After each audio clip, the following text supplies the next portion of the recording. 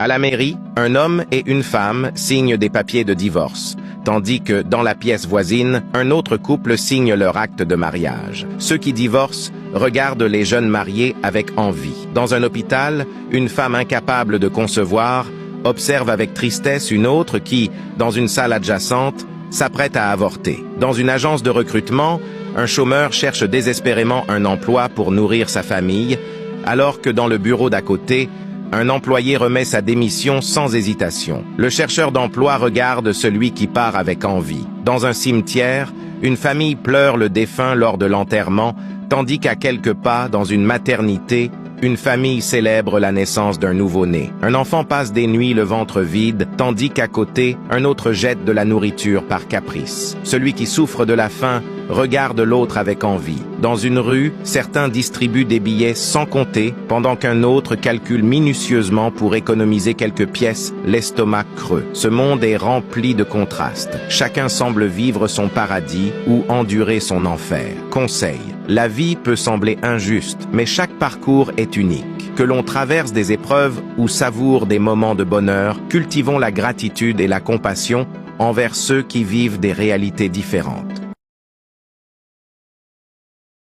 À votre avis, après le boulot, il va aller où? Un homme reçoit 2 messages. Message de sa femme. Toi là, tu ne peux pas m'appeler depuis le matin, au moins pour prendre de mes nouvelles? C'est quel travail on fait et puis ça finit pas? Tu fais comme si c'est toi seul qui travaille dans ce pays-là, tchour. Il est 18 h, tu n'es pas encore rentré. Je parie que tu es avec tes gars soulards, inconscients avec vos pains bêches sales là. Faut continuer comme ça, hein? C'est caillou que tu vas venir manger au dîner ce soir. On ne voit même pas foyer là. Message de Sachiza. Bébé, tu ne m'as pas appelé toute cette journée. Je devine que tu étais très occupé avec le travail. Il y a des jours comme ça. J'espère que tu as eu le temps de manger au moins ce midi. Juste un sandwich. Ne travaille pas trop, chérie. J'ai récupéré tes affaires au pressing. Je suis en train de te faire une petite soupe à la pintade. C'était ton coucou. À tout à l'heure. Dieu te garde. Je n'encourage pas l'infidélité, hein, mais... À votre avis, après le boulot, il va aller où? Homme comme femme, défendez-vous. Un jour, un jeune homme dit à son père, « Papa, j'ai rencontré une fille très belle et je veux l'épouser. » Le père lui répond, « D'accord, mon fils, allons demander sa main. » Mais quand le père voit la fille, il est lui aussi charmé par sa beauté. Il dit alors à son fils, « Mon fils, cette fille mérite un homme avec plus d'expérience, quelqu'un comme moi. » Le fils est surpris et répond, « Non, papa, c'est moi qui vais l'épouser. » Ils se disputent et décident d'aller au poste de police pour régler le problème. Au poste, le policier écoute leur histoire et demande à voir la fille. Mais dès qu'il la voit, il dit « Aucun de vous deux ne la mérite.